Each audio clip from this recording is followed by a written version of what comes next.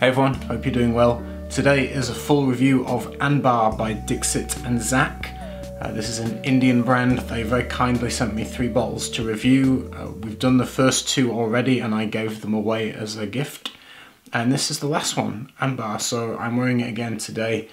And I'll give you kind of my first impressions. When I first spray it, which I will spray again on my other hand, I've got the dry down on this one. But when I first apply, I get briefly, and it is briefly, a juicy, fruity, citrusy kind of opening.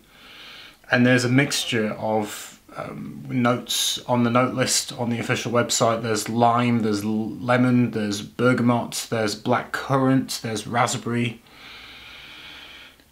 And for me, I get, I'm not quite sure. I think maybe a slightly more in the bergamot and / raspberry category. There's something fruity in there which my brain kind of can think, yeah, maybe raspberry. But the citrus is a little bit more juicy, so I tend to go more to the bergamot rather than to something like lemon and lime. But basically there's a combination of citrus and fruits in here, and you do get it briefly in the top notes. But within, I would say, 10 seconds, they kind of go and they're gone. They're very fleeting, but nice introduction, I like it. As it transitions, I get something slightly vanilla-y. Vanilla is a note in the perfume, but it's slightly sweet. You get vanilla, and I get a combination of floral, which in my brain, when I smell it, I wrote down heliotrope before I actually looked at the note list officially. I thought, oh, it's kind of heliotrope-y, like, as in it's vanillic, it's slightly Play-Doh-like, slightly powdery. And when I looked at the notes, the actual florals are ylang-ylang, rose and jasmine. But I think the way that it combines with probably maybe the sandalwood and vanilla, giving it this kind of powdery sweet combination along with that combination of floral, kind of heliotrope-ish like in the vibe that it comes across. But basically you get a combination of subtle florals that's sweetened with vanilla, and you get this kind of woody kind of concoction around there. There are different woods in here. Like I say, sandalwood and oud would be the ones to look out for. When you go to the dry down, the oud for me in the dry down is a little bit more subtle. It doesn't punch me in the face with oud. It's definitely not animalic. It's definitely not funky. It's very clean, very smooth. It's blended again with the sandalwood. There is a smoky accord written down on my skin personally, and this could be skin chemistry dependent. I don't find it smoky on me at all. I get more of this kind of, like I say, sweet and floral vibe coming through. That's hard to pinpoint a specific floral, except it comes across, like I say, powdery, little Play-Doh-like, mixing with sandalwood and oud without being particularly smoky. There's a whole load of amber materials in here, from a paponax, myrrh, benzoin, the list goes on. There's a whole mixture of resins in here. Although there's a huge mixture of resins, it's not overly ambery. You get a sense of a generalized amber. It's very difficult to pick, yeah, I can smell this thing. It's not overly heavy on the myrrh, for example. There's no one particular thing that it feels heavy in. There must be like a little bit of all of it without being, nothing is coming to the forward as that's the main thing. But you get a resinous-y kind of smooth vibe that definitely blends with the vanilla, so it's a sweetened amber accord, and it's mixed with the woods. So you get that sandalwood and clean oud mixing with the amber. And the other thing that I wrote in my notes is a feeling of translucency or wateriness, which often can be the case with ambergris. There are 2 types of ambergris in here.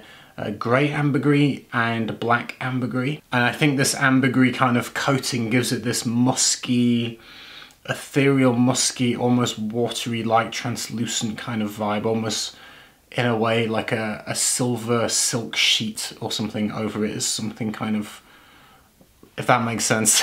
But you get the ambergris coating the whole thing. There are spices listed in the note breakdown.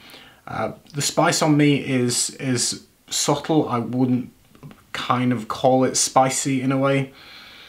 but you get a slight aromatic quality of a subtle hint of a spice without it like being overly spicy. To read you the spices in this: black pepper, pink pepper, cinnamon, saffron, cardamom, and nutmeg. And so there's a big mixture in there. Again, like everything else in this perfume actually, not one thing jumps out particularly, so to speak. Like the florals, they're very well blended, so it's hard to pick out an individual floral. And with the resins, exactly the same. There's a lot of different resins in here, but it's hard to pinpoint one.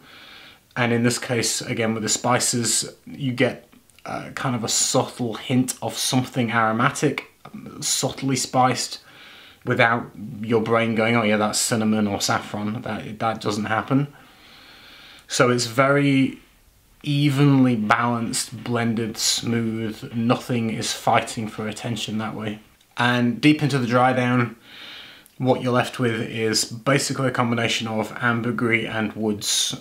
So you get the ambergris musky kind of ethereal quality with the sandalwood and the oud, and then it kind of fades out at that. It's not hugely potent in when I wear it. I don't feel it's a particularly heavy fragrance. It's actually relatively light, it's subtle, it's soft, it's almost airy in a way. It doesn't feel heavy, it doesn't choke you out.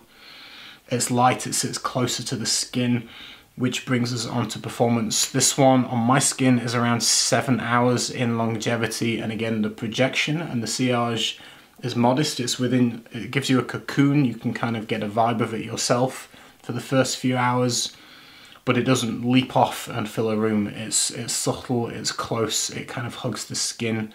But it's very nice. I've enjoyed wearing it. I think it's very subtle, again, in the way that it's balanced. I've thrown a lot of different notes at you, but it's subtle. Nothing is fighting each other. It gives you this kind of cocoon of softness, kind of warmth, but again of slightly watery with the ambergris, slightly warm with the resins, and with the vanilla giving it just a hint of that sweetness. It's very nice. It's kind of cuddly as it dries down almost. And the oud, again, very clean. Don't expect anything like a Hindi oud or something skanky. It's not like that at all. Very pleasant. I think this is completely unisex. A man or a woman could wear it very easily. For me, in terms of season, summer and spring would be perfect for this one because it's not too heavy. You get a little bit of a citrus hit and fruity hit in the top, and as it dries down, this kind of clean combination of very nice florals and woods and ambergris is just very pleasant. I think it works well in the hot weather, so summer, spring is perfect for this one. Very nice, and that's my full review. Thank you to Dixit Zak for being kind enough to send me the bottles for review. I've appreciated checking them out and finding out a little bit more about what this brand is like, because I've never smelled them before. If you'd like to win this bottle, they were given to me to keep, so to speak, but I kind of like giving things away. So if you'd like to win this and you're in the UK, this is a 100ml bottle, so I can't ship this overseas, unfortunately, so this is a UK giveaway only. If you'd like to win the full bottle for free, just leave a comment telling me that you're in the UK and that you would like it, and I may pick you and send it you in the post. So yeah, just keep an eye out in the comments. I'll tag the winner to the top, and then just email me with your address and I'll ship it off to you next week. Whoever wins it, I hope you will enjoy it, and I will see you soon with some more videos. Take care, everyone. Bye. One time he disappeared for 2 or 3 days. When he came back, they asked him where he'd been, and he said, oh, just sailing.